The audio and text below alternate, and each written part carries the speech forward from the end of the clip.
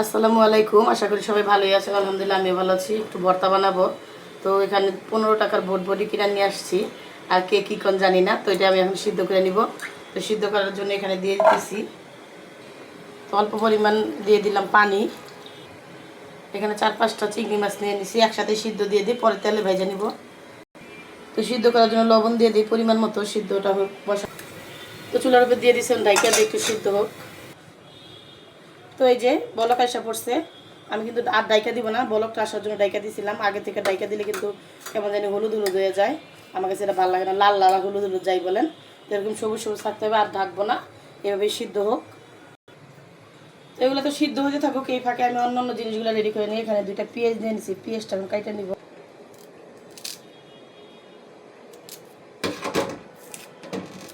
তো পেঁয়াজগুলো এখন কাইটে নিব। তো 2 ভাগ আগে করে নিই। তো পেঁয়াজগুলো তো সম্পূর্ণ কাইটা নিছি আমি, কিন্তু অত ওই বটিতে মানে ছুরিতে ভালো কাটতে হয় না, তাও যাই মোটা মোটা করে কেটে নিচ্ছি। এখন এখানে রেখে দিব। তো এটার ভিতরে ভর্তা বানাবো, আজকে পাটা নিয়ে বসবো না। তো আর নিয়ে নিচ্ছি ধনিয়া পাতা, এখন ধনিয়া পাতা কাইটা নিব।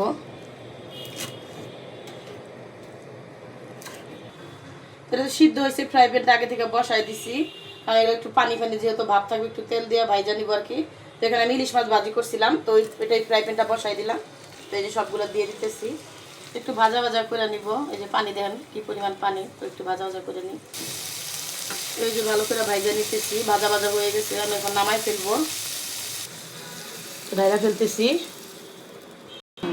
তো এই যে এখানে সব রেডি করে নিছি। আর এখানে ইলিশ মাছের সাথে আমি শুকনা মরিচ ভাইজা নিয়েছিলাম, তো এখন ভর্তার মধ্যে দিয়ে দিব। আর এক্সট্রা করে ভাজলাম না, এই জন্য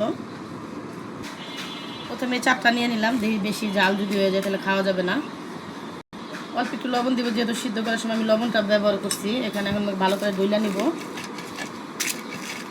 মরিচটা ভালো করে মিশাই নেই, মরিচটা তো মিক্স করে নিছি। এখন এগুলো দিয়ে দিতেছি, চিংড়ি মাছ আর বটবডি। আমি জানি না আপনারা কে কী বলেন। তো এই যে খুব বেশি মিক্স করবো না, এখন ধনিয়া পাতাটা দিয়ে দিতেছি। ধনিয়া পাতা দিয়ে ভালো করে মিশাই নিব। তারপরে নিয়ে নিতেছি পেঁয়াজ, পেঁয়াজটা দিয়ে একটু মিশাই নিই। আসলে আমি বাম হাত দিয়ে করতেছি, ডাইন হাতটা অনেক ব্যথা, এই জন্য 2 হাত দিয়ে একটু মানে ভাগে যোগে করতেছি।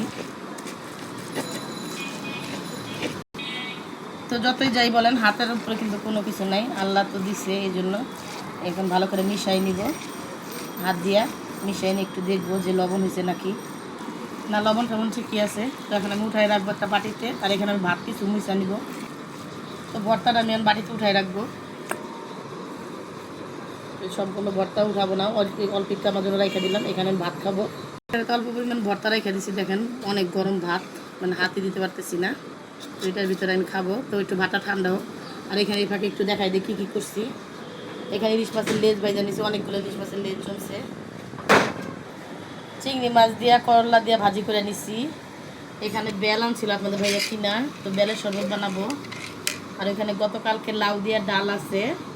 আর এখানে তো ভর্তাটা বানাই নিলাম। আর বাইরে প্রচুর পরিমাণ বাতাস ছাড়ছে, তো আমাদের দরজাটা একদম খুবই বাইরে বাইরে শুরু করছে। তো এই যে এই ফাঁকে কিন্তু ভাতটা ফ্যান চলতেছে, ঠান্ডা হয়ে গেছে। দেখেন তো কেমন লাগে, সেই স্বাদ।